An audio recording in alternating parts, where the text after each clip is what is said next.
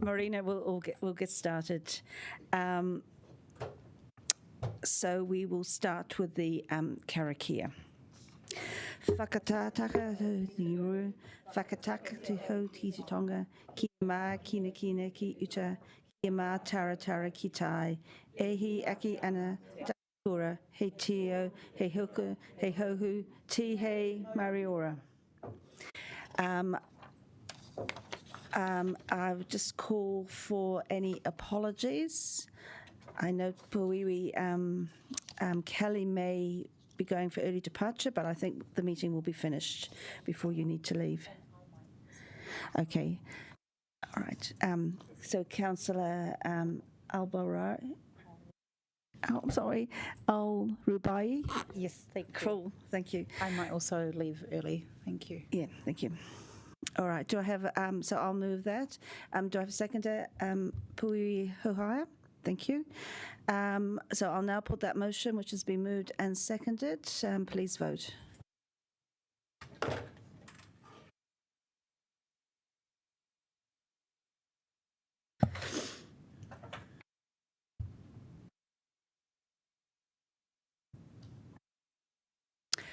And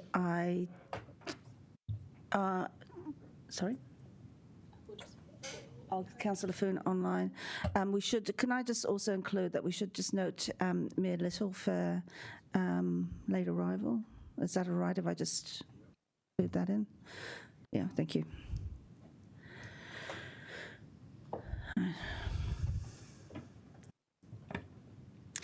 Thank you. I declare the motion carried. I call on any members to declare any conflicts of interest that may have in relation to the items on the agenda. There is none, so we've got no conflicts. Thank you. And I would just move the motion on the confirmation of minutes held on the 17th of December 2025, having been circulated, and they are taken as read and confirmed as an accurate record of that meeting. I'll move the motion. Do I have a seconder, please? Thank you, Councillor Chung. I now put the motion, which has been moved and seconded. Please vote.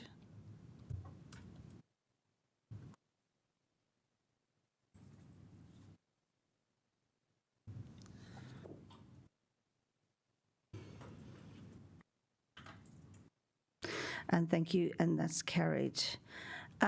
Items not on the agenda. There is a minor item, which I will be getting the Mayor to introduce. And I'll slot that in at an appropriate time when the Mayor's here. So in the meantime, we'll head straight to public participation. And I believe we have Jackson Love here.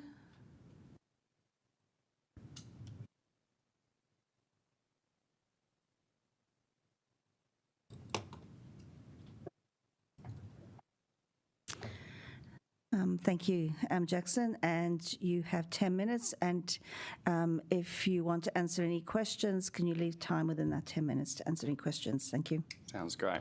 Kia ora koutou, my name's Jackson, and I'm the co-founder and chief executive of Flamingo, the proudly Kiwi-owned and operated electric scooter and bike sharing company that was founded right here in Porneki, Wellington. With me today is Trish, the chair of our board, and we're here to introduce ourselves and take the opportunity to connect with this newly elected council. We've been delivering our micromobility service in Wellington for more than 6 years, and during that time, Wellingtonians and visitors have taken close to 4 million rides with us. We are living wage and zero carbon certified and hold ISO certification across 3 standards covering health and safety, quality and environmental management. Our mission is to provide a transport option that lowers carbon emissions, reduces reliance on cars, and provides a first and last mile connection with public transport. We partner closely and collaboratively with Wellington City Council and are passionate about the success of micromobility in our city. We believe it is the way of the future and will do everything we can to ensure its ongoing success. This is why we have a number of safety measures and initiatives to ensure the highest level of safety. and in particular, that all scooters and bikes are parked safely. All riders are required to submit a parking photo at the end of every ride, and every photo is reviewed through a combination of AI technology and our customer support team. Our in-field safety ambassadors also carry out parking reviews. If they find a scooter or bike parked incorrectly, they photograph it through our admin app, the scooter or bike is moved without delay, and the rider is flagged for follow-up by our customer support team. Riders who demonstrate good parking behaviour receive incentives such as discounts on their next ride. When riders park unsafely, we take a clear stepped approach. It starts with an email warning, followed by a phone call. Continued breaches lead to fines, suspensions, and permanent bans.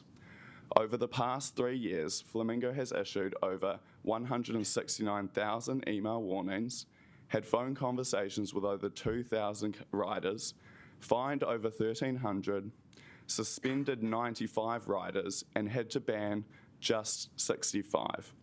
These figures provide compelling evidence that this education-based escalation process is effective because the vast majority of riders demonstrate improved parking after that initial contact. Onboard GPS allows us to enforce geofence no riding, no parking and low speed zones in busy pedestrian areas like the Golden Mile and Cuba Street. In addition to council, we collaborate with the wider community to create and manage safety zones, with more than 240 now in place across Wellington. Our onboard sensors detect when a scooter or bike has fallen over, allowing our rapid response team to be alerted and immediately attend quickly. Our team also attends to urgent reports of incorrectly parked scooters and bikes, and we are fully integrated with Council's Fix It app, where our average response time is just 12 minutes. We have designated parking areas where riders are incentivised to park in tidy and designated locations, and riders receive comprehensive in-app training on safe and respectful riding and parking, supported by regular Learn to Ride events in the community. Our approach to community engagement is genuine and ongoing. We support a wide range of local organisations, schools, disability groups and charities, as well as the Māori Wardens, who rely on Flamingo scooters every day as part of their patrols. We also offer an inclusive community discount plan with 50% off for a wide range of community card holders and their carers. Just recently, we were pleased to be selected to continue operating in Wellington under the new licence decision. However, the decision to bring in a second operator means we now have to remove half of our fleet from the street. This has a direct impact on our incredible in-house team, who are all paid the living wage, and it reduces our capacity to support the community groups and partners we work with every day. This is why we are recommending an increase to the total fleet cap from 1,000 scooters to 1,600 scooters, with a stronger focus on suburban deployment. Scooter use in Wellington has consistently exceeded 2 rides per scooter per day, which is widely considered the benchmark for when a fleet should expand. Over the summer months, we see this rise above 3 rides per scooter a day. This level of demand is higher than most other New Zealand cities, yet Wellington's current cap of 1,000 scooters remains well below Christchurch at 2,500, while Tauranga and Palmy both operate with open caps and no scooter limits. Based on our experience here and across the country, when more scooters are available, more people use them. Availability improves, the service becomes more useful for everyday trips, and overall ride numbers grow. When Council last approved an increase from 800 to 1,000 scooters in April 2024, there were understandable concerns that parking complaints might rise. In reality, the opposite has occurred, and complaints have actually decreased as rider behaviour has improved through education, training, and clear enforcement. We are also seeing strong growth in suburban use. Over the past month, more than 1/3 of all trips began outside the CBD, with more people using scooters for commuting and connecting with public transport. Increasing the fleet and strengthening suburban deployment would help ensure shared transport reaches more communities across the city. This is why we are also recommending increasing the Code of Practice suburban deployment requirement from 25% of the fleet to 40% of the fleet. A modest increase to the fleet would allow Flamingo to continue supporting organisations at scale, support secure living wage jobs, and deliver additional revenue back to council through per ride fees. Most importantly, it allows us to provide a service that is reliable and genuinely useful for the people of Wellington. Flamingo is locally founded, locally run, and deeply connected to this city. We are proud of what we have built here, and we want to keep building a service that works for Wellington and the communities who rely on it. Thank you so much for listening. We now welcome any questions.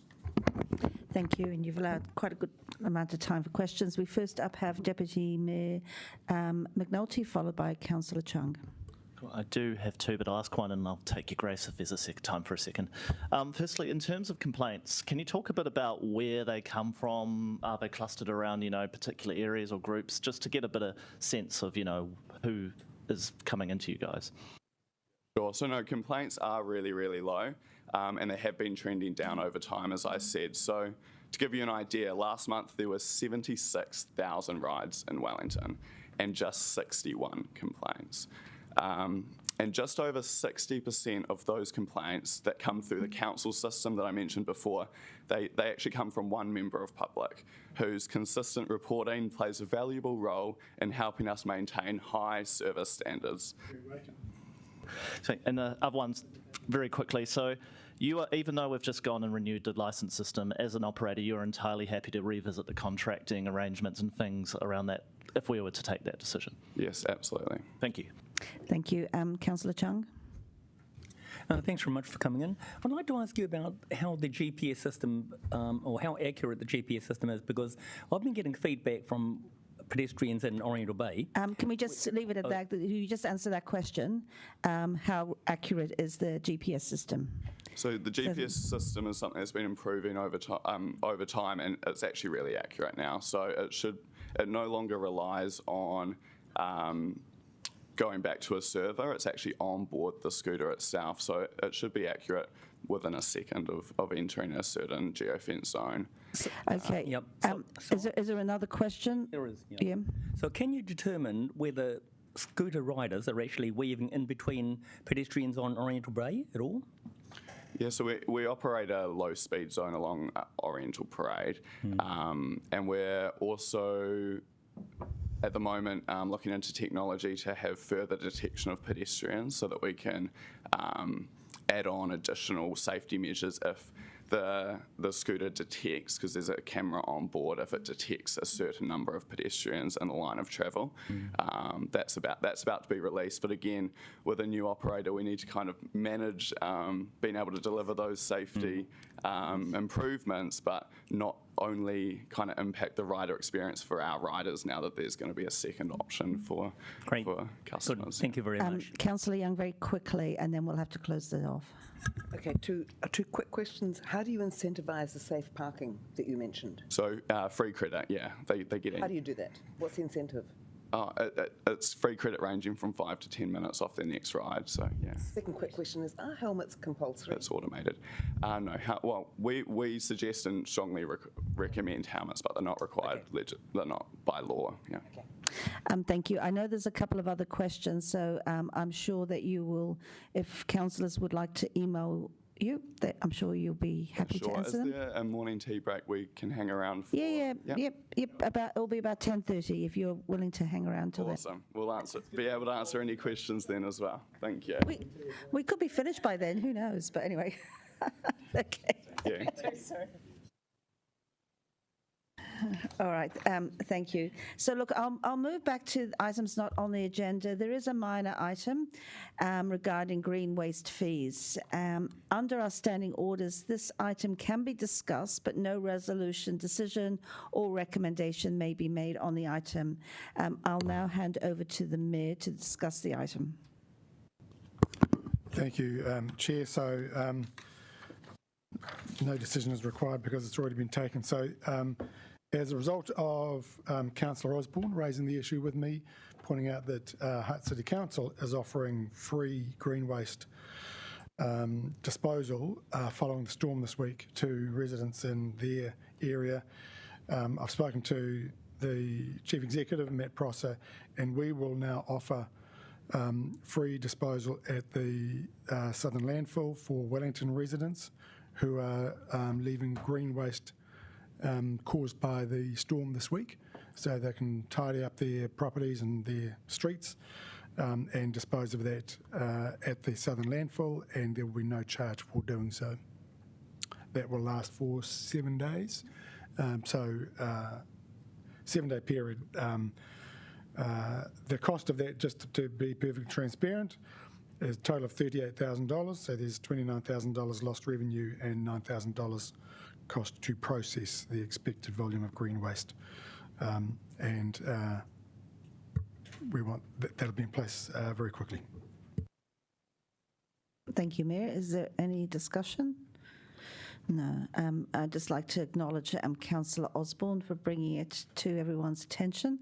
I think it's an excellent idea and something we can do in a very pragmatic way. And boy, did we do it quick, yeah, which is great, agile. All right, so look, we'll now move on to general business. Item 2.1, the submission on simplifying local government proposal. Can I welcome Andrea Reeves to introduce the report? Oh, sorry, Baz Kaufman.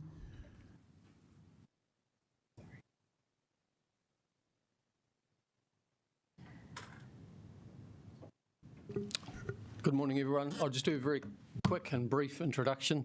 The simplifying local government proposal does signal a potential significant shift in terms of how local government is organised. Our submission, the draft submission that's in front of you, in essence covers three main points that you can boil it down to. Overall, we support the intent of it in terms of looking at how local government is organised to see where there are better ways that we can be organised to deliver services to our communities. It notes that, of course, we made a decision, or you made a decision on the 5th of February in terms of looking at opportunities to proceed with looking at those options outside of the C2B proposal. And finally, the last part of the submission looks at, in essence, the key questions that were asked in the proposal material and answers those. So those are all the detailed arrangements around voting, around whether commissioners are involved in the CTB and so on and so forth. So that's the three parts of the submission that are in front of you, and we'll leave it there, but happy to answer any questions. Deputy Mayor. Has the government, in imposing this mandate or this work upon local authorities, provided any funding to help the local authorities meet the administrative costs of doing said work? No, it has not at this point in time. In our submission, we do raise that as a concern. Any other questions? Okay, thank you. And we'll now move to debate.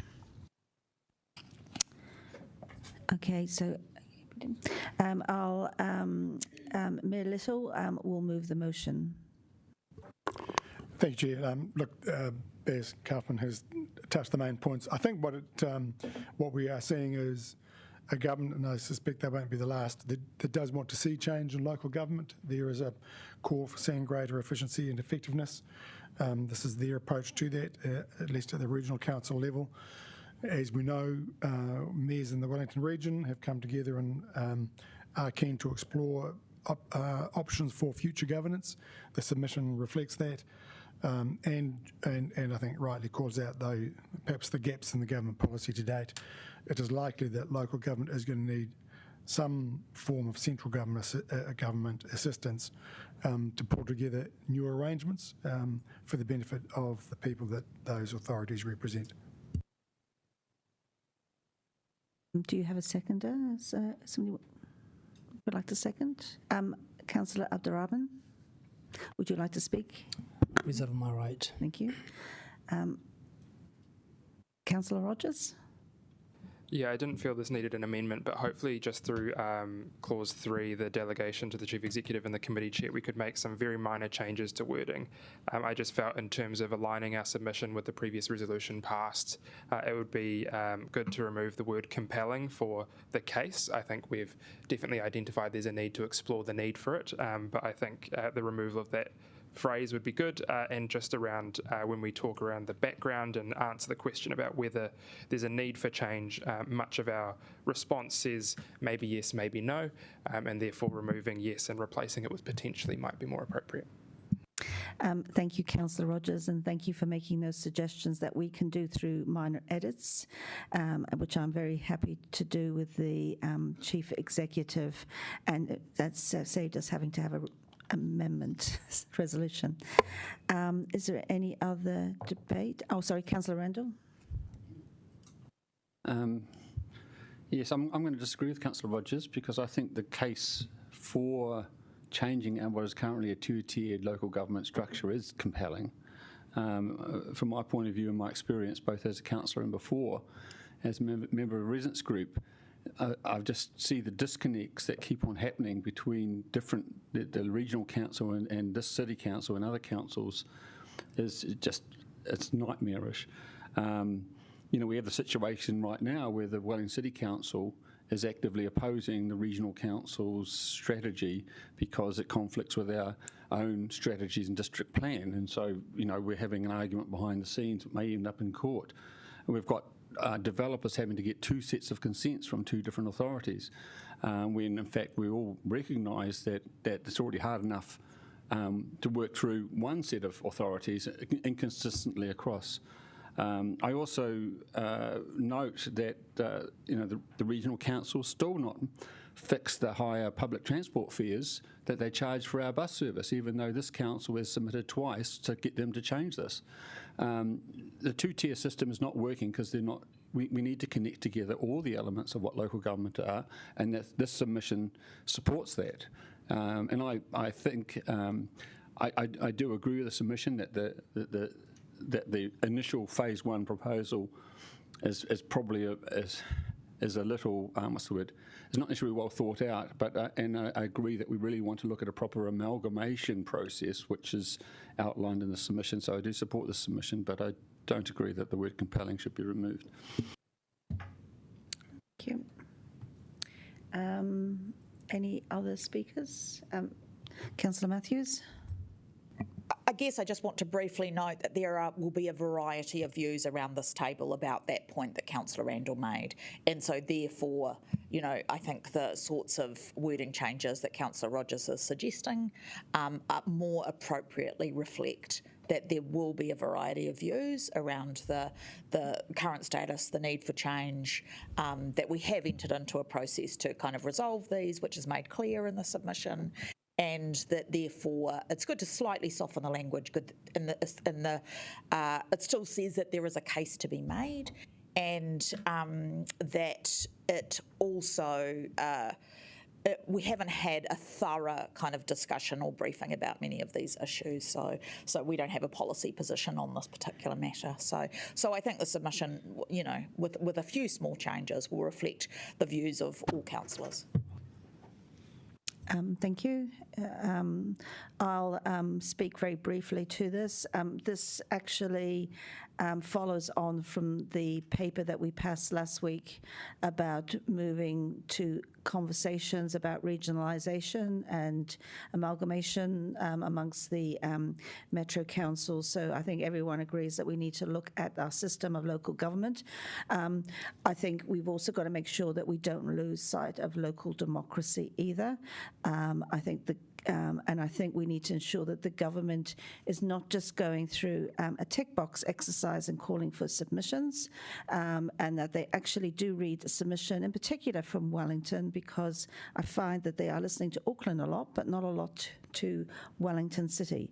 So I think we've made a very strong case in terms of our suggestions. We are, of all councils around the country, we know, I think we've got quite a good in-depth understanding of these issues, what works, what doesn't work. And so I will be supporting this. I think we've got Councillor Foon. Did you wish to speak? I'd love to, Councillor sorry, Calvert. I think we you. missed you. Sorry, I'm sorry. No, that's okay. But please go ahead. Actually, thank you, Chair. It was useful hearing you too, because I'd like to back you up on that. And I guess the point that I wanted to make was just the genesis of this bill. Local Government New Zealand had been working with local councils and regional councils across the nation for the last 2 terms, from what I could see, to help bring a proposal to central government on how to reorganise ourselves. So my personal view is that this was a pretty harsh delivery, as my view on a few other deliveries or moves that the central government is making on local government. But really what I wanted to do today was just say, yes, we do need to treat this carefully around how we're the local democracy. This is not a decision made by the people, but by central government. But I did just want to give a heads up to our Greater Wellington colleagues.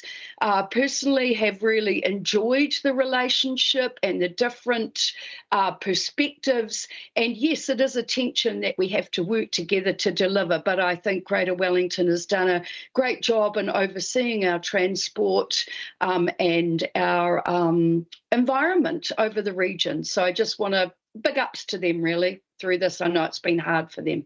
Thank you, Chair. Councillor Abdurrahman, did you wish to speak? No. Yes. No, I'm good. Okay, thank you. I don't have any other speakers, so I will hand over to the Mayor for right of reply. The Mayor doesn't wish to add anything further. So look, I'll now put the motion which has been moved and seconded. Please vote.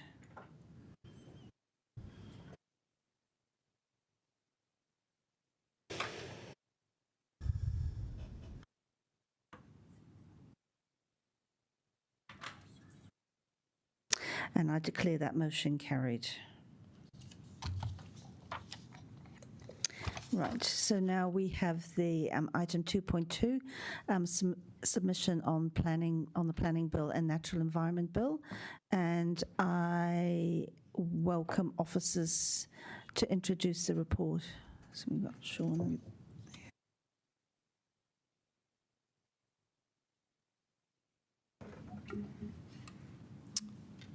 Kia ora koutou. Before you is a report on a submission for the Planning Bill and Natural Environment Bill. We had a briefing on this last week, so I won't go into any detail on the report and available to answer any questions you may have. What questions are there? Your presentation was fantastic last week. So obviously... Oh, sorry, I spoke too soon. Sorry, there's Councillor Foon has a question. Yeah, and kia ora. I did check in with officers on this yesterday, but I wouldn't mind if we could just make this public. There were comments in the preamble about the Town Belt Act, and I just, and then I didn't see anything in the submission to respond to that. So I just wondered if officers could give a brief explanation on that paragraph and how it impacts on the bill or how it impacts on the council. So, as it stands under the current district plan, there is a town belt zone.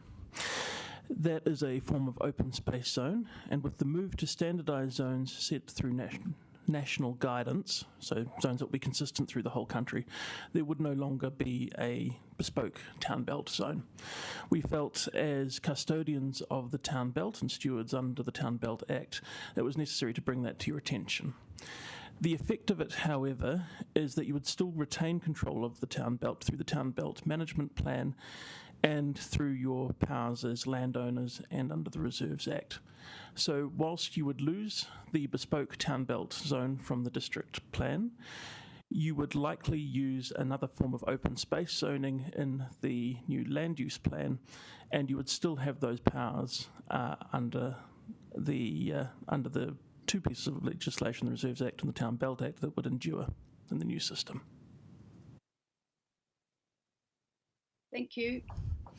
Okay, thank you, Councillor Finn. Oh, we have now a question from Councillor Abdurrahman. Just to understand with example, we have a land on Owen Street who used to be Working Man's Bowling Club. And because of the Town Belt Act, it was not allowed to do any buildings in that space. Does that mean this will change that kind of arrangement, or is that I'm understanding it different? No, the particular arrangements that affect that piece of land will remain the same under the new system. Any other questions? No. Okay, thank you, officers.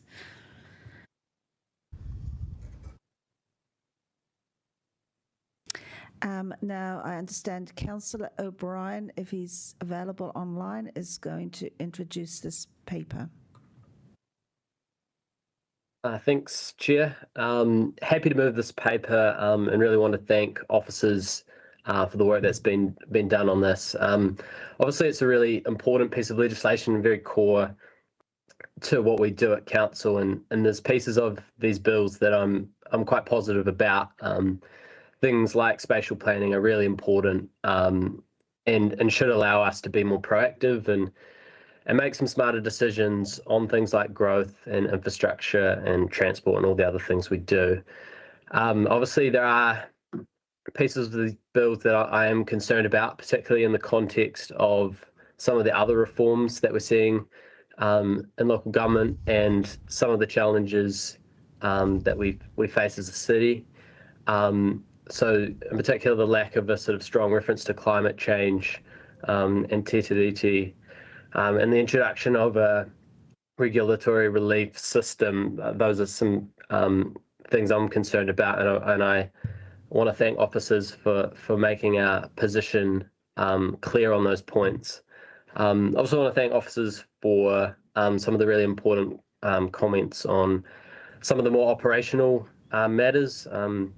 They do seem technical at times, but they could have some really significant implications for our residents and for our staff here as well. So thank you for including those. And yeah, happy to move the paper. Thanks.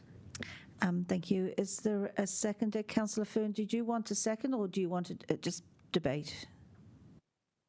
Both, thanks, Chair. Okay, you can second. Would you like to reserve your right, or would you like to speak now? I'm happy to speak now. Yeah, I just want to back up Councillor O'Brien in his statements.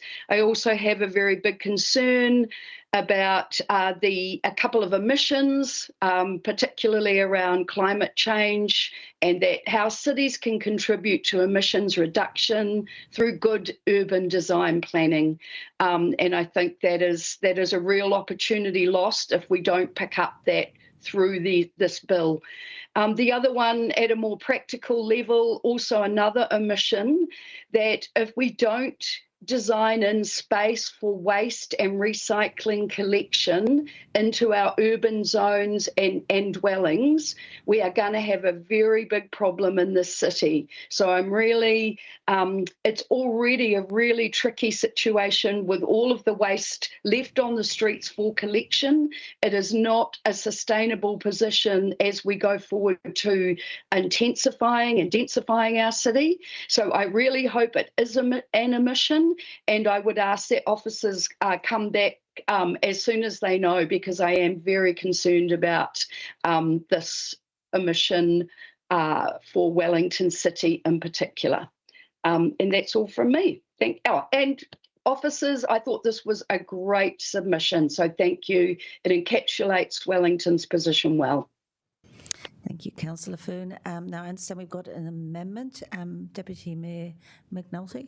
Yeah, Kia ora, if we can just bring it up, please. If you give me a little bit of grace, Chair, because I will talk through it, just because there's a bit of technicality. So, look, there's three things that I want to cover off. Firstly, why even amend a submission to government? We know we've had great debates around this table, and we know the submission goes to government and probably doesn't get read.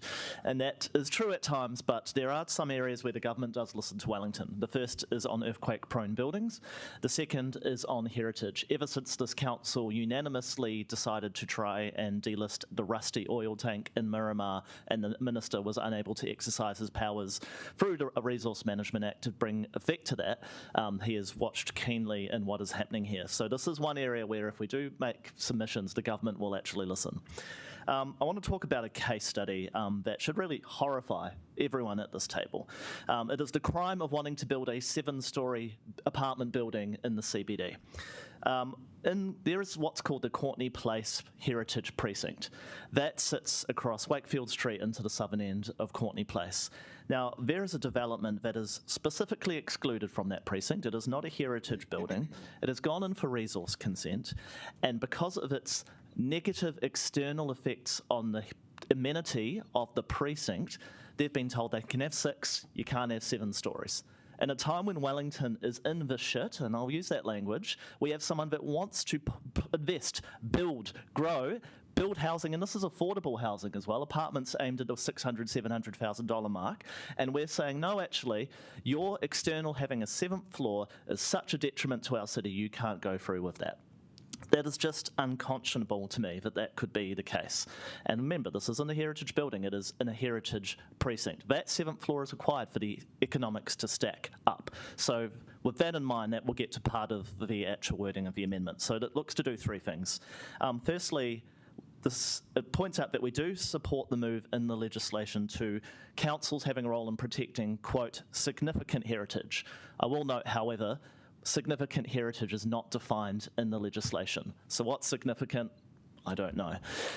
Then we move to some areas that need to be changed, because the bill does need to go further. Councillor O'Brien spoke about the need for regulatory relief. So just to frame that, the council imposing a heritage listing on a property could mean that we may need to pay that property owner regulatory relief. If the government is of the mind to do that, council must have a mechanism to be able to delist the properties for our balance sheet. And I have used wording there that says reasonable discretion in matters of economic, cultural, urban or other outcomes where a heritage listing is appropriate. If we have regulatory relief, but we do not have the ability to remove buildings, we will be up for a serious bill. The second part is that talks about private consent, and this may be for the benefit of the newbies, as I've talked about this property before. There's a house in Ngaio. It sits off a suburban street. It is not visible from the road. It is scheduled with the same heritage importance, Category 1, as Parliament House. Statistically, 0% of New Zealanders will ever visit this Category 1 heritage listing. That property owner has to pay an insurance premium twice what they would pay if that heritage listing wasn't there. If they want to double glaze, they have to get a resource consent. There is an undue burden that is placed on the private owner of that property, and they do not want to have a heritage listing. So the second clause calls out the need for consent of the property owner for a heritage listing, something I think is relatively straightforward. And then the third talks about heritage precincts, if I return to my case study. Now, my personal preference would be to abolish heritage precincts. I think it's a stupid concept. However, I'm not pushing that forward in the submission. I'm taking a little bit more moderated approach for council. Firstly, the legislation is not clear if there is the ability to have a heritage precinct. Yes or no? We need that clarification. If heritage precincts are allowed for, then the same reasonable discretion around regulatory relief should be able to be applied to allow development to occur. So hopefully that's given an outline of what this amendment is intending to achieve. It is in technicalities, but the government will pay attention to what we put forward. And if we want Wellington to thrive and grow, then I think we need an environment where we don't say no to 7 stories, but 6 stories is fine in the middle of our CBD. Thank you. Do you have a seconder?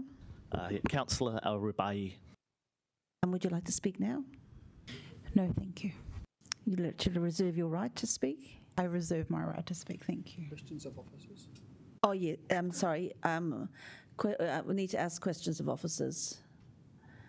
We have one from Councillor Randall.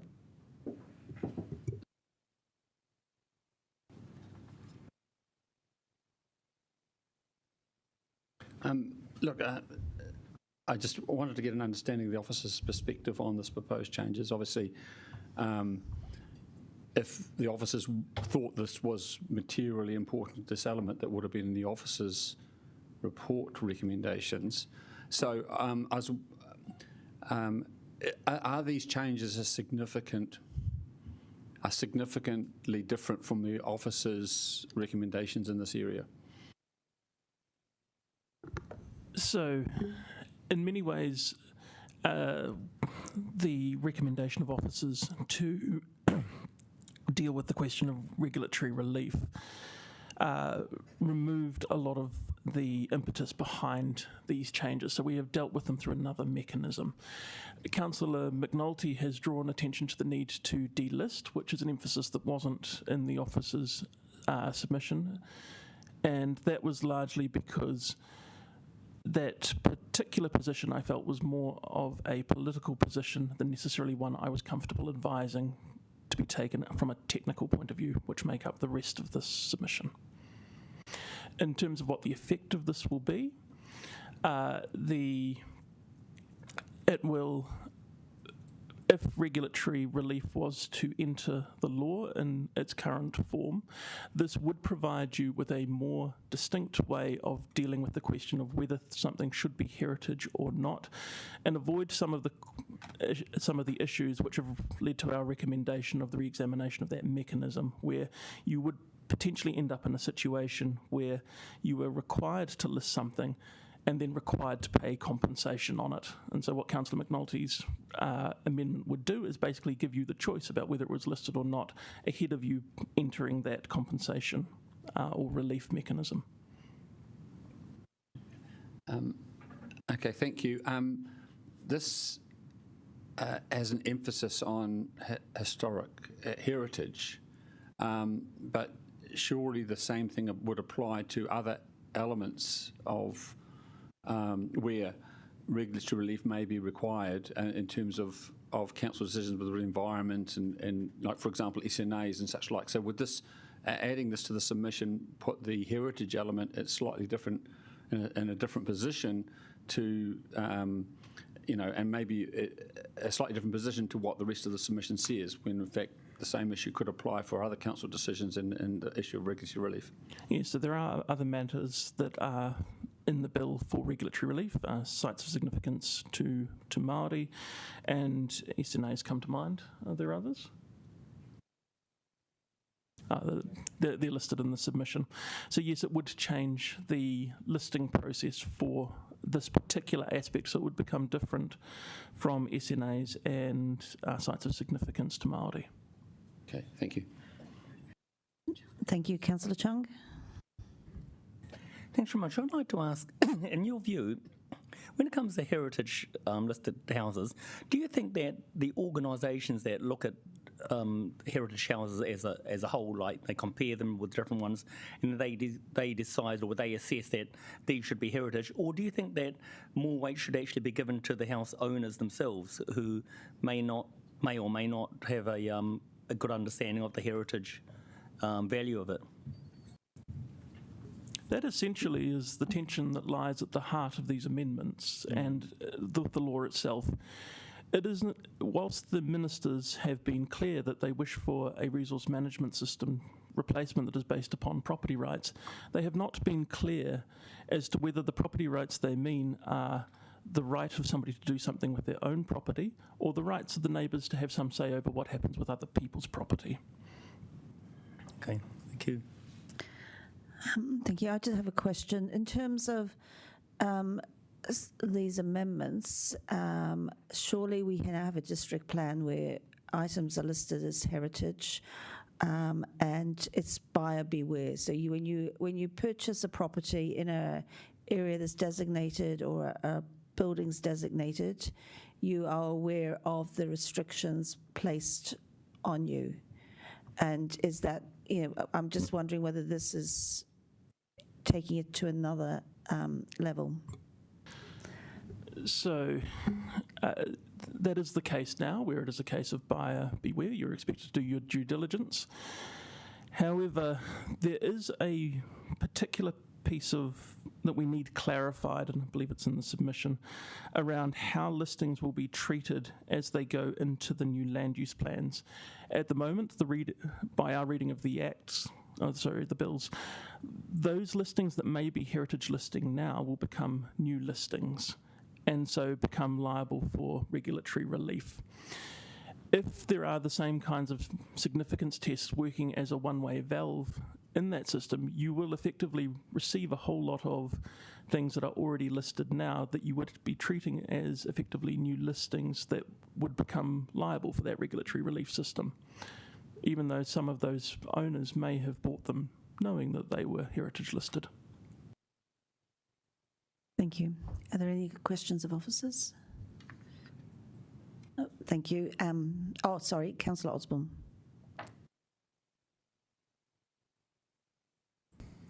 Just a quick question around Councillor Deputy Mayor McNulty's wording. If we were to add, say, for instance, he's got a couple of lists of matters of discretion. It says urban, environment.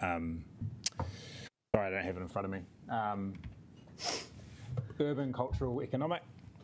If we were to add environmental, would you sort of consider that to be a kind of a minor amendment as per Rec 3 of the paper?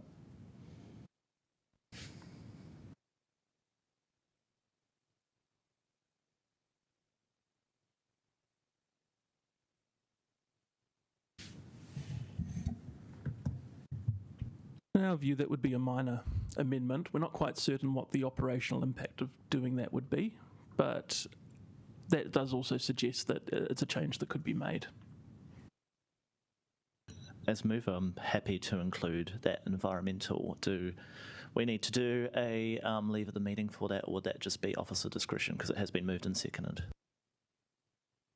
We have to defer. Is there leave of the meeting to add environmental? Sorry, I'll take that to the chair. Yeah, thank you. Thank you, Deputy Mayor. Yes, I mean, do we have a leave of the meeting to add that in? No. No, do I need 100%? Yeah. Yeah, no, I don't have 100%.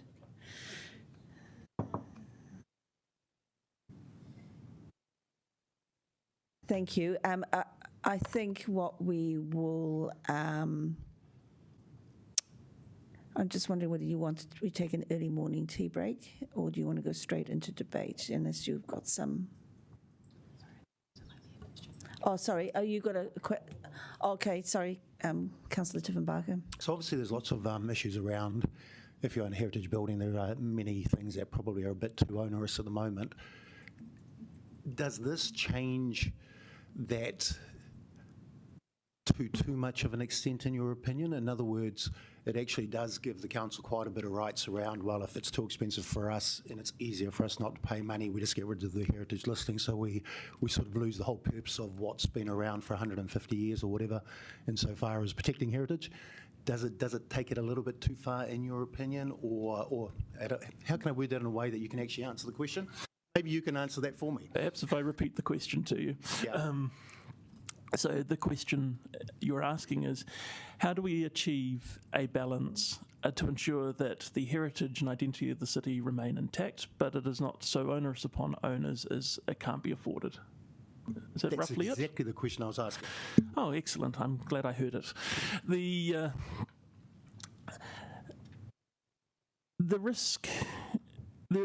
risk is that owners for significant buildings do change through time.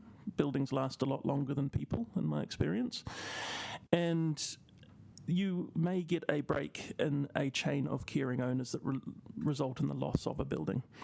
However, as it stands, there has been a view that heritage is a public good, and that because it is a public good, the private impact of that good doesn't necessarily need to be accounted for. Now, this council has taken the view that that private impact does need to be accounted for through things like the Built Heritage Incentive Fund. So whilst we have raised issues with the regulatory relief function. It is something that you have done, and you have also debated the same kind of mechanism for SNAs and discovered the difficulties of that. Under the settings of the new laws, yes, there is a chance that there will be, there will likely be a loss of heritage, and that is through fewer buildings being listed. However, the virtue of this amendment is it does restore the democratic rights of the council in that process to decide things and prevent some of the railroading that can occur where effectively the weight of evidence builds to a certain point where council becomes almost compelled to list things.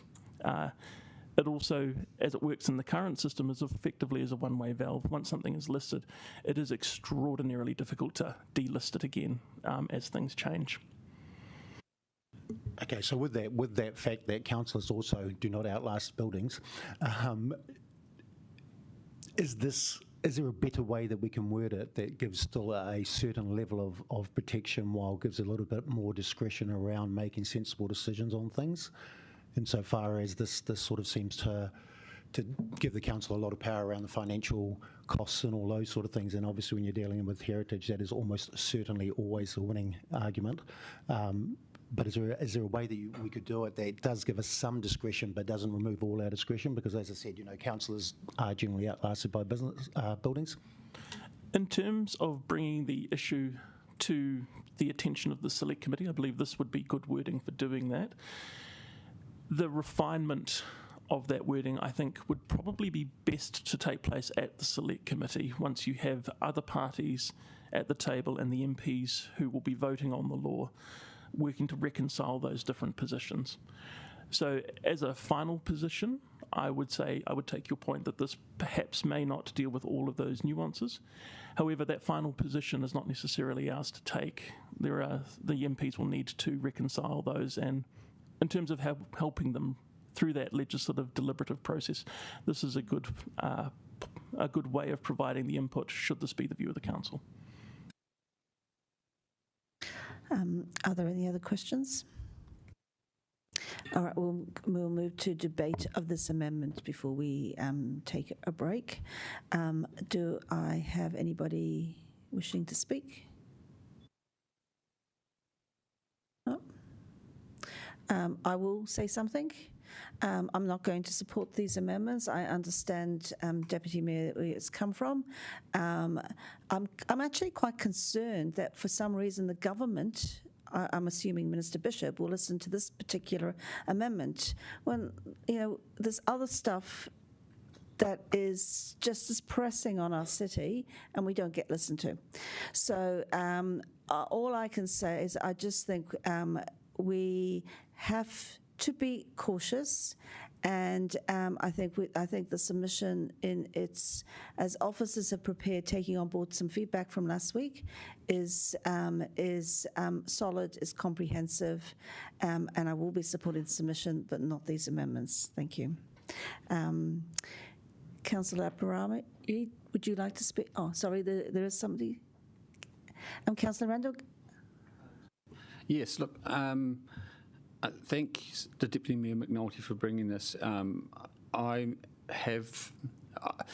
This is a very difficult one for me to decide because I don't think we've got the settings right for heritage. And, the water tank over in Miramar is just, it's not right. And some of the constraints we have because of the heritage listings are wrong. But I just want to remind elected members what historic heritage actually means.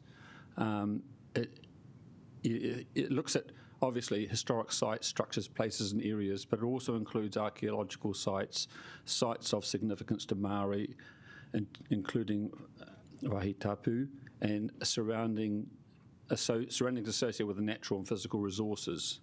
So we're dealing with all of those, and I'm just a bit concerned that this amendment takes the submission from the council too far the other way. Get out of jail free card.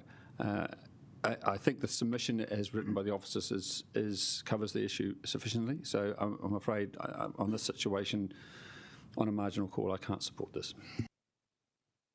Thank you. Councillor Chung. Yes, these amendments have been a cause of a lot of angst and with me, because while I acknowledge the intent of this, and I understand, and I've been speaking to people who say that their houses are designated heritage and they don't want them to be, they want to actually do lots of things to them, they want to change them. And I acknowledge, again, the right of a person who owns a property to actually do what they like with their own property. So yes, I agree with that. However, I've actually been in places around the world where the heritage has actually been taken away because the current government or current city councils don't acknowledge or agree with the value in them. And so what they've done is they've changed the whole city. So, and I can give you examples of, actually many examples, but one is Shanghai. Is that Shanghai used to be a beautiful old city with lots and lots of heritage and a whole lot of areas, and the government has gone through there, they've torn all these down, and they've put up all these massive big skyscrapers, glass and steel edifices, and the whole city, I think, has actually lost its character. You can't see anything that actually was the old Shanghai. And so this is happening in a lot of places.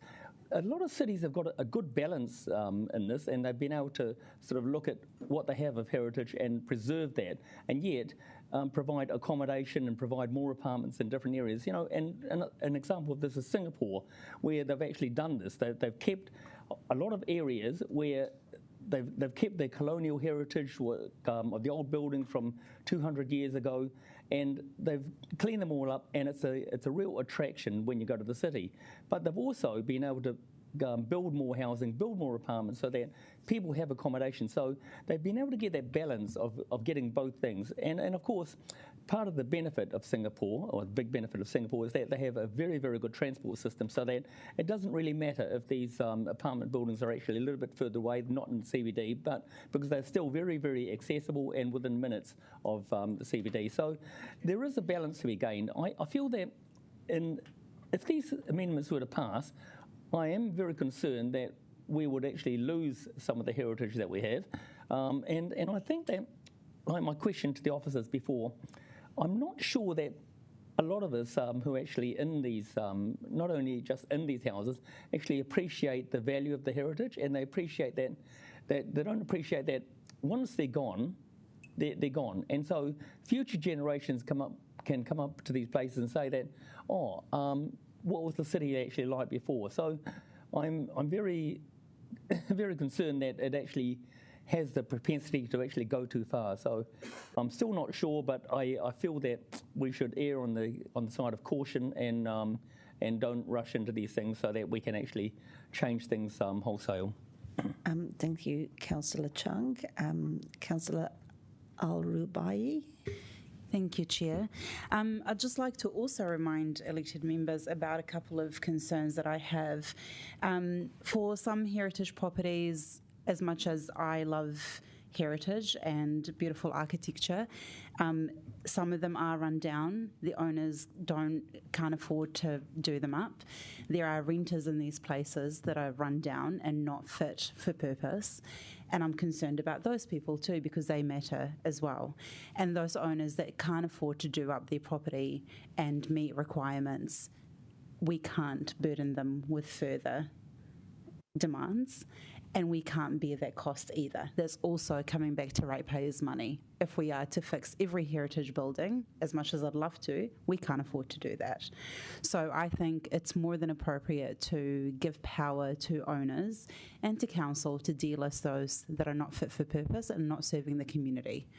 As much as we'd like to have a beautiful city, I think future generations will have new heritage to look after that's more appropriate and livable. Thank you. Thank you. Councillor Tiffin-Barker. Yeah, I guess this is a hard one because, I mean, heritage obviously is an important factor, but it's also quite a big burden on a lot of people, as Councillor Al-Rubai has mentioned. I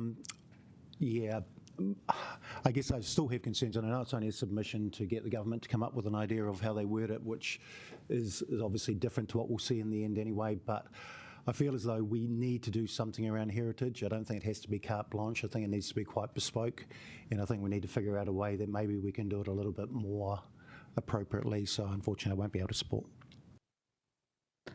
Thank you. Are there any other, Councillor Ruiti? Kia ora, Chair. I just quickly want to add that I'm reminded that here in Pōneke, our Ahu Whenua Trust has land holdings that are constrained by heritage listings, and that has been indicated by mana whenua that they might support this, and in that case I will support this on their behalf. Thank you. Thank you. Councillor Abdurrahman. While we are at it, and today it's not really related to the agenda item in here, but the Muslims start observing Ramadan, and UNESCO in 2023 listed Ramadan fasting and the breaking of the fasting as cultural heritage. And I would like to congratulate the Muslim community in Wellington for starting the fasting. This is the month where the Muslims fast from the morning till the evening, and it's about not only observing the fasting itself, it's about creating a friendship. And for our city, I think this is a kind of heritage, the cultural heritage we continue celebrating while we're talking the heritage of the building itself as well. Thank you. Thank you, Councillor Abdurrahman. Is there any other speakers? Okay, we'll move to right of reply. Thanks, Chair. Look, again, this is, yes, the government will pay attention to us, but they're not going to take our recommendations explicitly. And I just really want to frame that, because I think some of the opposition is getting into the idea that the government is going to implement this exactly as it's written. This is to bring a debate that is important to the central government table. Look, I'm actually a bit surprised that our fiscal conservatives are supportive of a regime that's going to require us to pay money to property owners in the form of regulatory relief.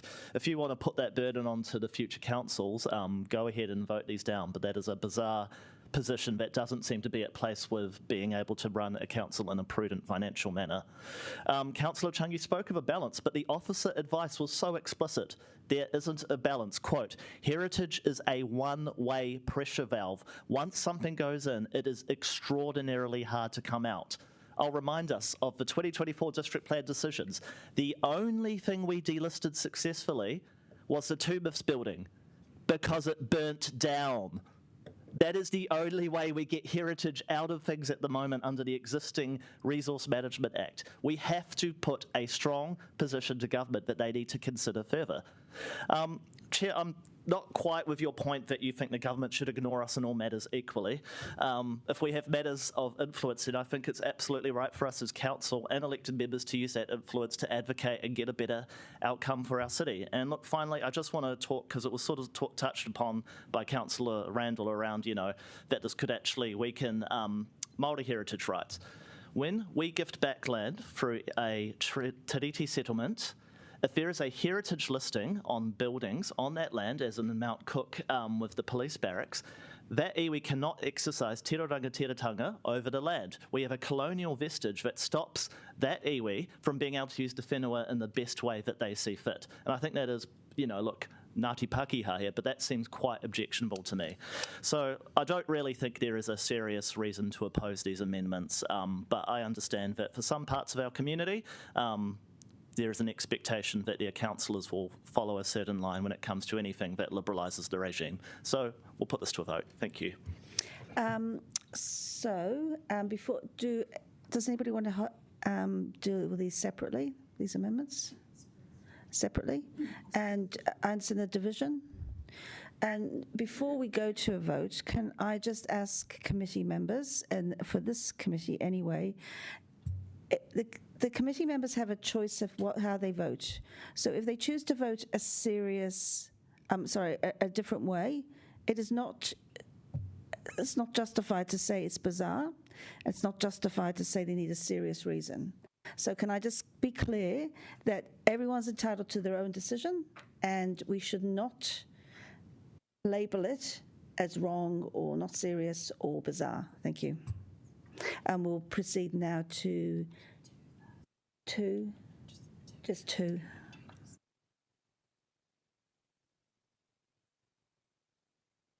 So we're voting on clause 2 with the following changes. It's quite, dare I say it, bizarre, but anyway, it's like, so we're going to do just 2, not the the other ones yet. So, yeah. We're just doing two with the red with the following changes. So, is there? Sorry, just one more question. So for clarity, we're voting on all of the amendments, or Voting on them all individually. okay? Recording a division, so it will be recorded which way you vote. And the first one we're voting on is just to approve the attached submission on the planning bill with the following changes, even though we're not noting the following changes in this particular one. Yeah. It makes, I know, look, we've got to sort this thing out. Yeah.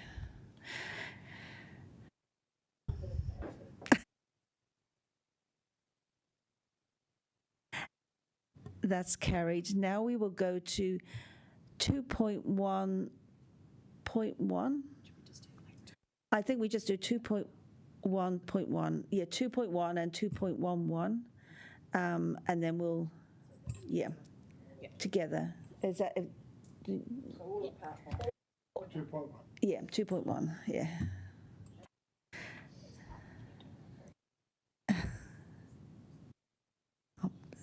have to say, our standing orders are interesting that we need to sort out. Yeah.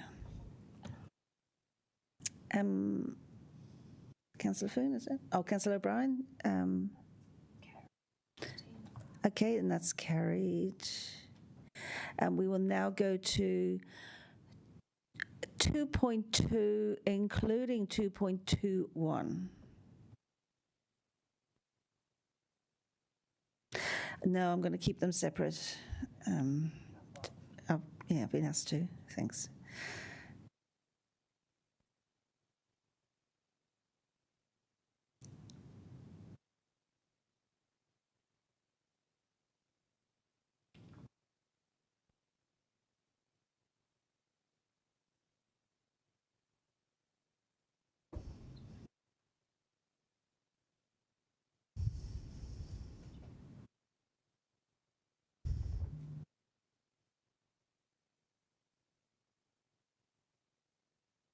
Is that right?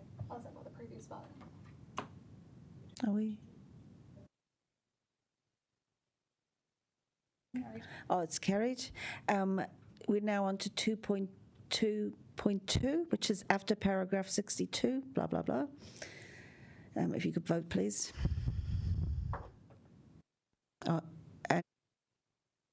Sorry, we've got 63 and 64. You happy to take? Sorry. This is to add this whole component. Oh, yeah, okay. All right, yep. It's been taken all together.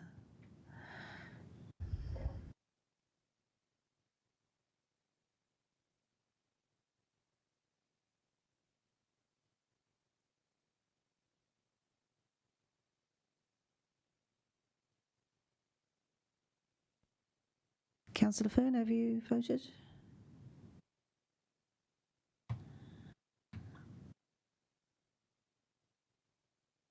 Yep.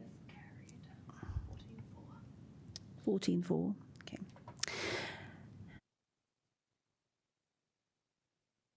That's it. So all the amendments are carried. Okay, so look, I just, before we take morning tea, I just wonder, unless there's a huge amount of debate, are we, whether we just go to the substantive paper? Is everyone happy with that? Is everyone happy for it all to be taken together, or do you want it separate? Okay, thank you. Oh, yes, before we do that, Councillor O'Brien, would you like a right of reply? No, thanks. Thank you. All right, we will move, take these all together. Thank you.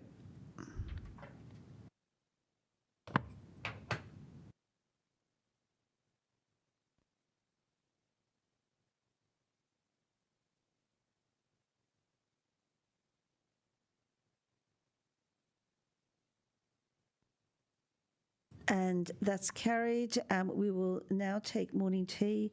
Because I know we've got Flamingo scooters here and there were some questions of councillors, we will have a 15-minute break. So we will be back here at 5 to 11. Thank you.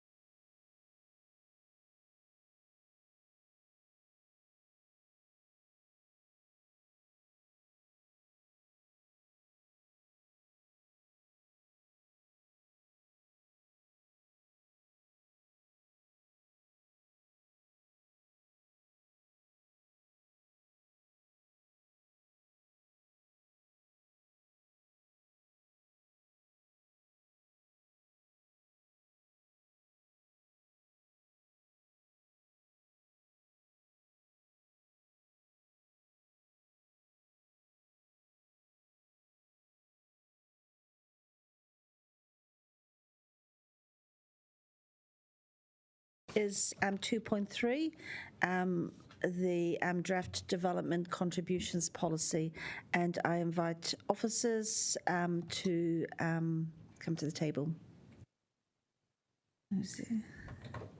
Thank you, Michael. You're introducing the paper? Yeah, kia ora anō, councillors. I'll take the report as read as well. It's a minor administrative update to the development contributions policy. Available for any questions. Kia ora. Councillor Osborne. Thanks, Chair. Thanks, Michael. Just as we were discussing in interim, I wonder if you could expand for the committee.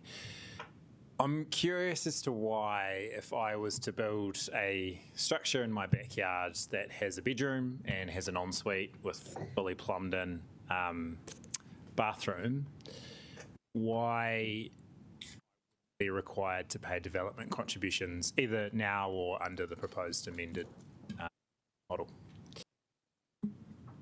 Through the Chair, the way that development contributions get levied is based on the type of activity and what that potential impact might be on demand for our infrastructure. So the way that we deal with that, and this is a requirement in the Local Government Act, is by splitting it out into residential and non-residential uses. So to be a residential use, which would be the example that you're giving there, you would need to be able to operate as an independent dwelling.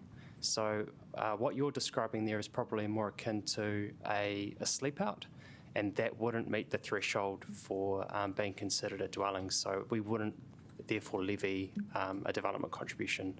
So in essence, we need to be able to draw a line somewhere around when we levy and when we don't, and what we do with our policy, and that's being led by Local Government Act requirements.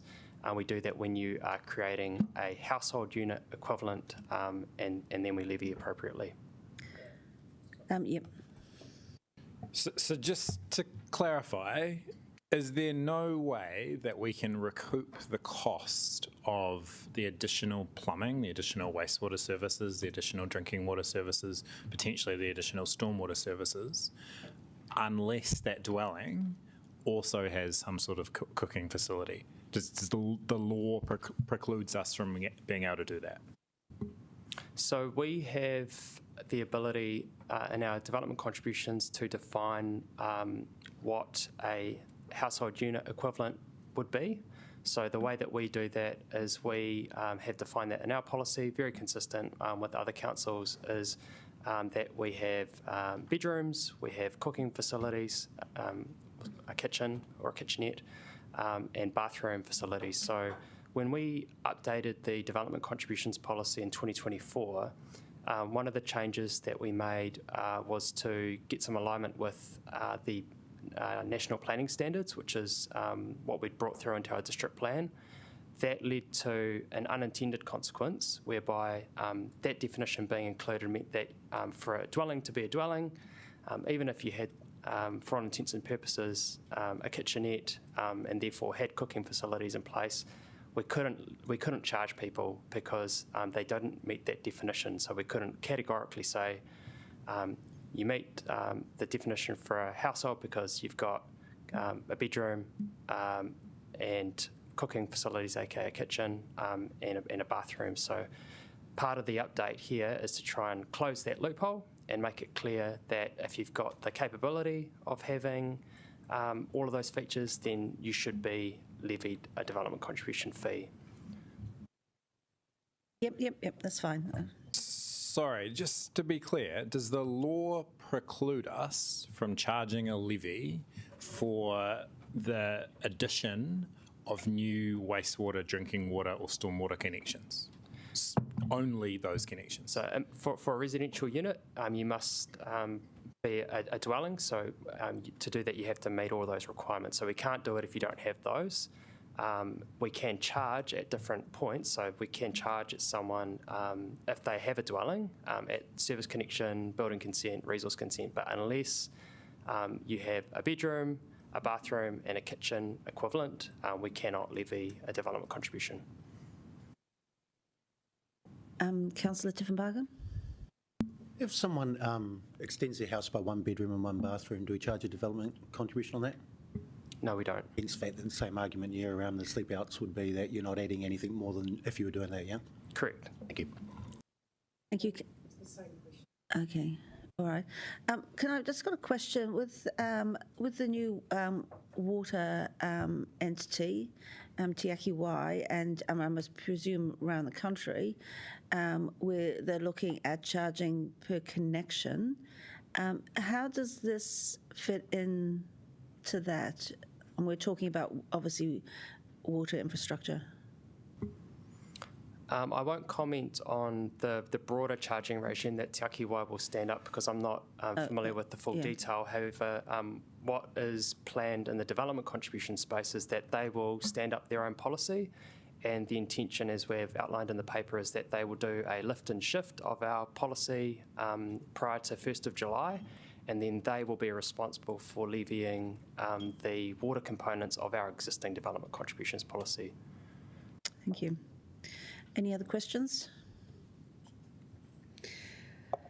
Okay, I'm going to move this paper. Look, I think this is going out for consultation, so we will. I'm sure we will get some good feedback on relevant matters, and as we move.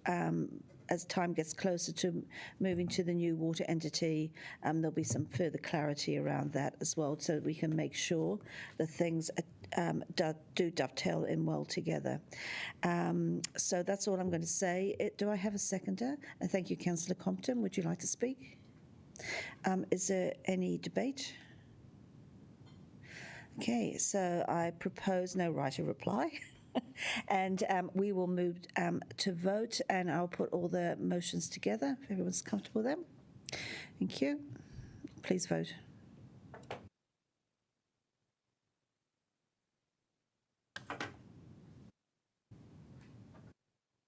Thank you, and that's carried unanimously. Thank you. We'll now move on to the Quarterly 2 Performance Report. And I invite Baz Kaufman as talking to it. Oh, and Raina Kiriyama as well. Thank you.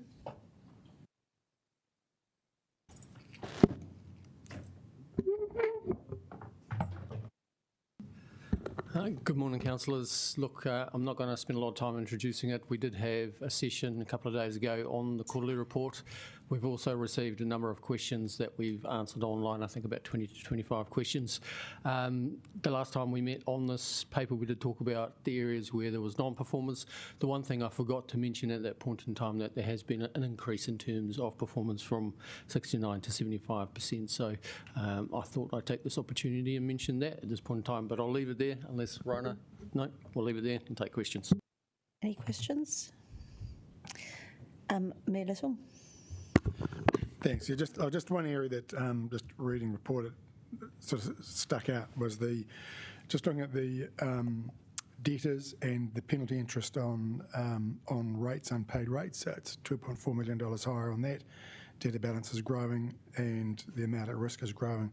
Just wondering what,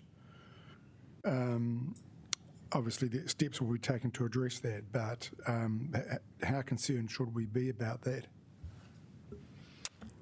Through you, Chair, I'll answer that question.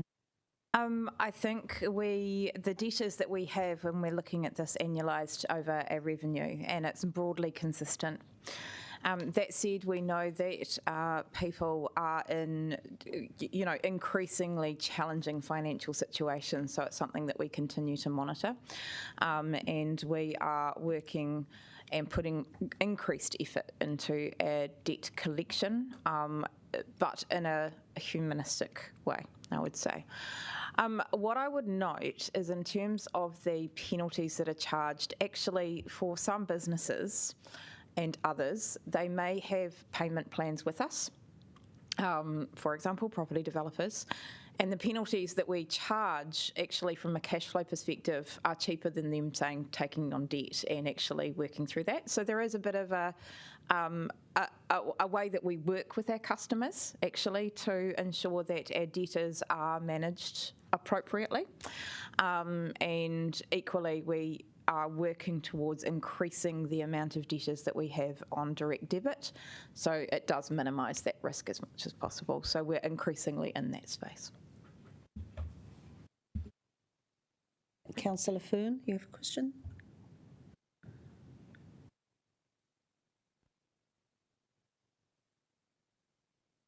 Thank you, Chair. Yes, I've got a couple of questions, if that's okay. Just regarding the Wellington Water Report, and I respect that it might be hard to get this now, but can we have an update on how the update on the wastewater interceptor in Kilburnie, like how that investment is going and the status of that? Yes, we can have a look at that for the next quarterly report and bring that through at that point in time. Great, thank you. Just noting the debtors, and I just wonder, is there a way that we can have an historic view so that we can see if they're improving over time or increasing? I think that might be useful at this point. Absolutely, we can look to add that through the next quarterly report. Great, thank you. Thank you. Any other questions? Okay. I'm going to move this paper and thank you, officers. I think one of the things is, and obviously we've had the Christmas New Year period. This report is as of the end of December. We know we've had some significant things happening, albeit in just the last 2 weeks in particular.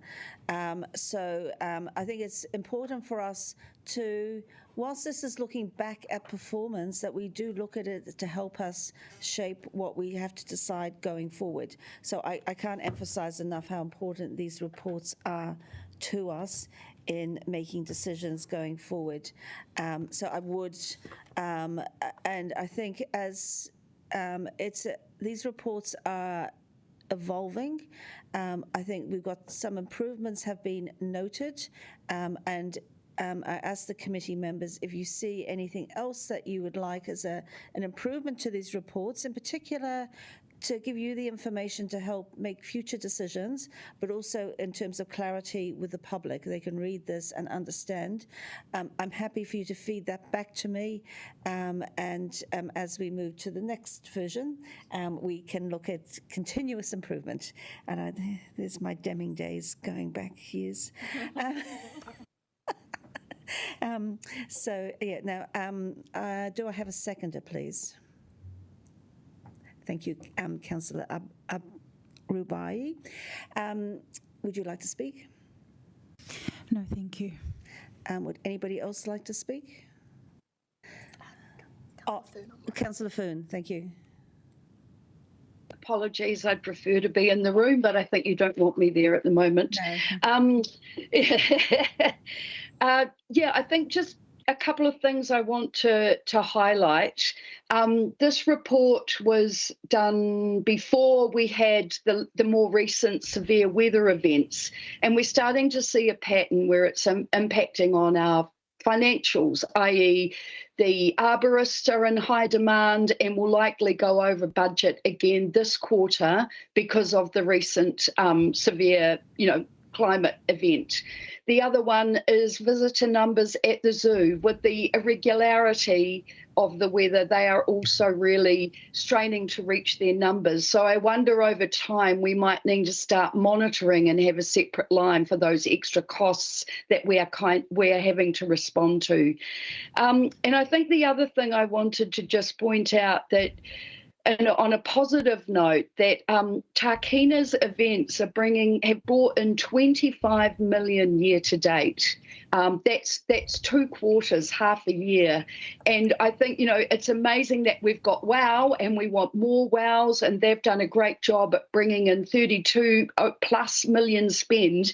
But I think, Tākina struggles to raise its head in glory. So it will be interesting to see at the end of the year what kind of economic impact they are actually having annually on Wellington City. So just wanted to point that out as a good thing.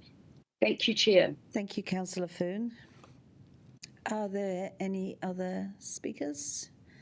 No, I'll just briefly go to a quick writer reply. Thank you for mentioning Takina. I think often we look at the pure operating costs, and I know we can improve there, but when the decision was made to invest in Takina, it was about the broader aspects of bringing in more people into the city that will spend money with our businesses. So I think that's important. I also think thank you for noting about tracking future additional costs when we have unexpected events. I think that's a really good point as well.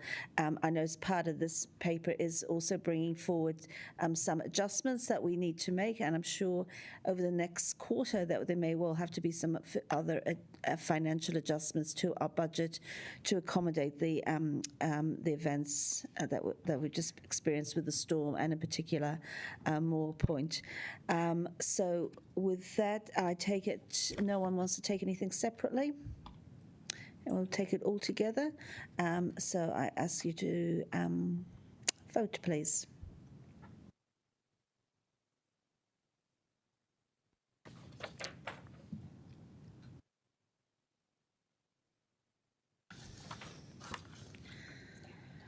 That's carried unanimously. Now we will move to 2.5, the Revenue and Financial Review Working Group oral update. Now, this is the first time we've done something like this. It's very unusual for an elected member to be fronting a report. I know it's going to be introduced, but I just ask for your patience. We're just trying to get a system where it works clearly, but essentially to enable elected members to provide the information and it makes it more publicly accessible as well. So I haven't had an objection to the proposed way of moving in terms of this and the discussion and questions, noting that there is some information that is commercially sensitive at this stage, so it won't be being discussed in public. So I will hand over to Andrea Reeves to formally introduce.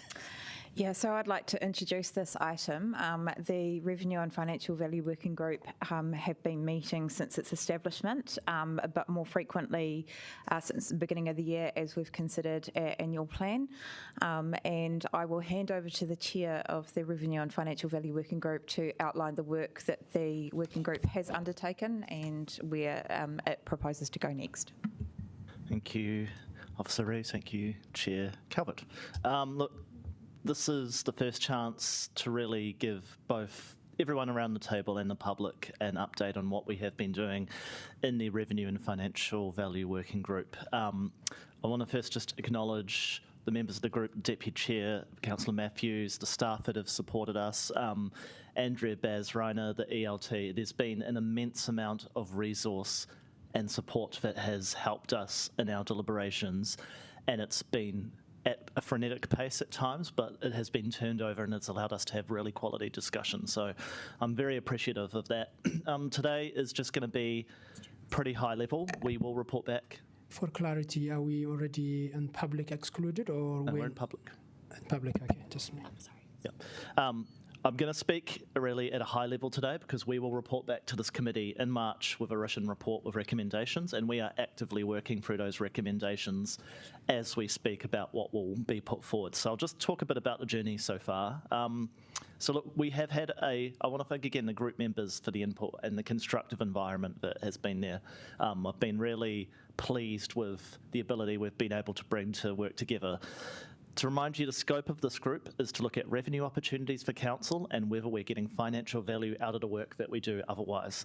We've met 7 times since we kicked off on the 27th of January, and what became pretty clear in those early meetings is our focus had to be pretty single-minded around influencing the annual plan and how we can bring down what is the currently proposed 9.5% rates increase. That has been the sole focus at this stage. And I want to acknowledge the group is actually constrained around some of the recommendations it will be able to give, because any decisions of high significance could require an amendment to the LTP, and as we know from the last triennium, that is not something that we take on lightly. So we have constraints around what we'll be able to recommend for the annual plan, but for the long-term plan, those constraints won't be there. I think we've uncovered a lot of what we do want to investigate and explore further in the long-term plan. Yeah. Now, the meetings that we've had in those 7, they've covered a really broad depth and breadth of topics. We've gone at a high level, but we've also got into the weeds.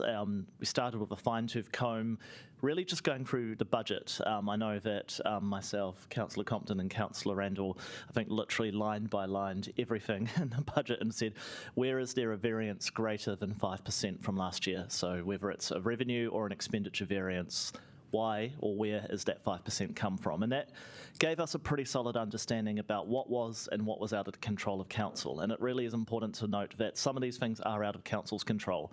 Utilities, insurance, depreciation, KiwiSaver changes, those are market costs. The council can't influence those materially. They have to take the costs as they are, and they do have an impact in terms of our budget, especially, and the cruel irony, we heard it in the water briefing yesterday, is that as assets get revalued or as the cost of inflation in building increases, we then must depreciate at a higher rate, which then means we must put more money aside on the budget. So you sort of get caught into a cycle where you're chasing your tail somewhat. But what we also got out of that was it opened up areas where we could see areas of operational expenditure, but as working group members we didn't necessarily have a clear picture on what was being delivered. And getting that picture has become a critical point to understand, well, are we getting financial value out of those spends? We've also in those meetings tabled our own ideas and areas for savings and generating revenue. I'd love to share a few, but we're just still working through recommendations. But there've been some really clever bits of thinking that I wouldn't have thought to do before, and I'm really appreciative of how members have been able to bring those in. The ELT has brought in us a lot of ideas as well to optimise or make savings, and so there's a lot that's on the table. We've also in the group had a desire from councillors to look at the proposed capital program for the annual plan and our waste system and then the decisions that we might have for us in the annual plan. So we have had a deep dive on our CapEx projects. There may be some recommendations around those, but again, we're working through them. And of course, councillors were invited and most attended the session we had on the waste system earlier in the week, and recommendations will come to this committee out of that work. So again, we're from here. The output of all that work is going to come to a formal paper to this committee in March. It will be published, public, as per usual. Everything that's in that paper, so what I will do, I will put forward what's unanimous, firstly. What have we as a group unanimously decided to proceed with? Because I think that's a really, hopefully, important step for you, for the members here not on the committee, that if the 9 of us are unanimous that this is a good idea, that gives you confidence that it can proceed. But then I will also note what's majority supported. So that might mean that it was a narrow majority, or that there was, a few dissensions. That might, just to be clear around where there is areas of disagreement. It will be up to this committee to take any of those recommendations for a vote into the annual plan budget. So the working group doesn't predetermine any outcome whatsoever. We just put forward a bunch of recommendations, and then this committee itself and all the members will, through their own votes, be able to exercise whether we recognise or realise the proposed ideas. So I just want to be really explicit about that. Nothing is being decided in back doors or closed rooms. It will all be public, and everyone will have a chance to vote on it. And I'll leave it there. I'm happy to take questions. Again, it will be at the high level, as the chair's alluded to, because we're working through recommendations and there are sensitivities involved. Thank you. Can I just invite the officers, Baz and Arina, to come up to the table? Just if you've got any questions that we can ask of Deputy Mayor McNulty and of the officers, noting that I'm expecting that the formal members of the working group won't have too much to ask other than clarification of what Deputy Mayor may have represented the working group's performance to date. Any questions? Councillor Randall? Yes, I'm not sure who's best to answer this, but I just want to be crystal clear on the process steps. So just wanted to confirm that this sub-working group is bringing recommendations. It's actually this wide committee of the whole that's going to decide on the. Yeah, I think as a chair and as chair of this committee, we will be deciding. Deputy Mayor McNulty, you might want to comment on that? Just again, yes.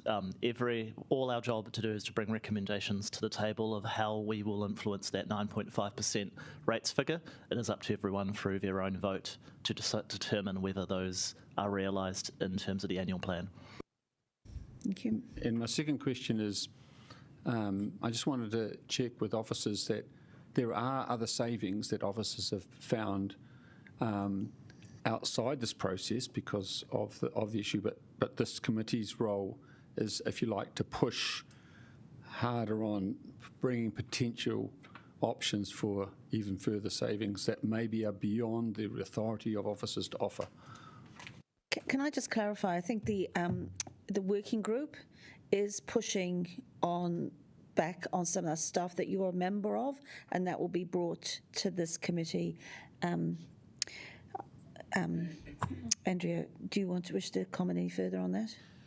I think we have found savings that was included in the 9.4% rates increase figure. So we did go through a line-by-line review process, and that is where the Revenue and Financial Value Working Group is now picked up from to identify further savings.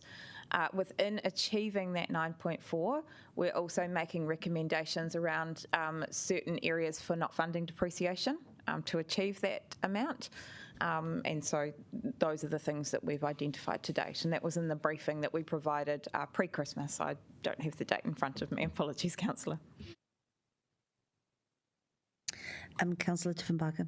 Sorry, just in response to that, how much of the savings did we make to get it down to 9.4 were actually through just depreciation, and how much was actually through savings and operational things? I don't have those details off the top of my head, Councillor, so we'll come back to you on that one. Any other questions? Okay, thank you, officers. We will now sorry, did you have a question? Just a comment, Madam Chair. Yeah. I'd just like to thank those that are involved in this process. Sure, can we do that during debate? Okay. I want to move it. move on to something else. No, Sorry. I'm going to move now. I know it's a bit difficult. It's a completely different thing, but so what we'll do now is we will move into the paper, or not, so the oral update, there's no paper, and that is the recommendation to receive the information. But I'll hand over to Deputy Mayor McNulty again to introduce, to move the motion. Thank you, Chair. I move the motion, and I would ask the Deputy Chair to second the motion. Do you wish to speak at the moment? Puiwi Kelly. Thanks, Madam Chair. I just wanted to say thank you to all of those that are involved in this process. I think it's very innovative, and I'm excited to hear to see the written report. And I think what I like about that, I don't think, I know, what I like about this is that this is actually coming from elected members. So it's giving the elected members an opportunity to raise the things that they know in their electorate or the areas that they represent, what's on top for them, and to have a say and to look at it in a wider lens before it actually comes for a discussion. So whoever thought up this idea, I think it was great. And I'm looking forward to the written report. Very little. I think it will just save time when we come to the committee meetings.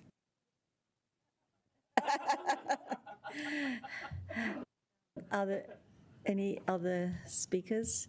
Look, I'll just say very briefly, yes, it is I think it is turning out to be a good process. I mean, I'm sure there's lessons learned from anything, but it means that we can deep dive into some stuff and then it can come back to this committee and give the committee some assurance that, we're not having to deal with some of the in-depth detail at a committee meeting and take 2 days debating it. So, yes, no, it's a really good process. But at the end of the day, the decisions do come back to this committee of a whole, and everyone will have a say. I'll hand Deputy Mayor McNulty write a reply. Okay, let's move to a vote.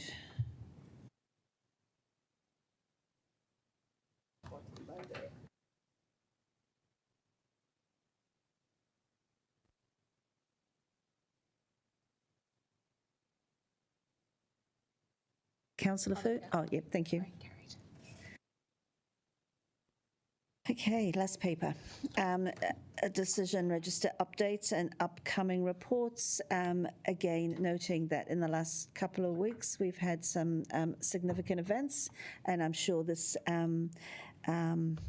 things will change. But anyway, which officers now? You. Please introduce. I will take this paper as read. I note that within the forward program for this committee, there will be the ongoing report back on the Revenue and Financial Value Working Group. That's going to be a standing item from now on as well. Thank you. Okay, well, I'll move. Any questions of officers? Sorry, I'm completely throwing out the standing orders at the moment. Okay, no questions of officers. I will move the motion. Do I have a seconder? Thank you, Councillor Al-Rubai. It takes me 2 hours. Any debate? Let's move. Vote.